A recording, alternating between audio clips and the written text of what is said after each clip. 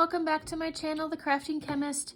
Today we're going to look at how to do ribbing, which involves a combination of alternating between the knit and the purl stitches. If you do not know how to do these stitches or one of them, I'll include a link in the description of how to complete these stitches, at least from a lefty perspective. And so to get started, I already have the rib stitch started here. As you can see, I've got some knit stitches here with purl and knit and purl, basically alternating.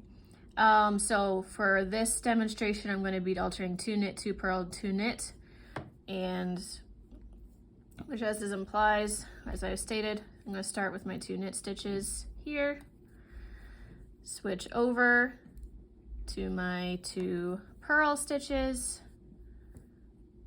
and so on and so forth until I get to the end of my row here. If you are doing something in the round, you can just keep doing your same pattern over and over. Something to keep in mind if you are doing something, just some straight needles back and forth, that when you have something that shows up as a knit stitch on one side, it's going to be purl on the other side. So just make sure that you're following your pattern so that you cannot get it backwards and have the ribbing stitch not work. This stitch is great because it allows for stretching and flexibility of your project. It's used a lot in cuffs or collars of various things. An example I have here is a hat that I've designed where you can see the ribbing.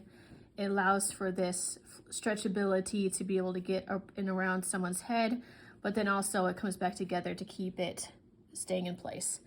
So I hope this video helps with your journey in learning how to knit, and I hope to see you for my next video. Have a great day.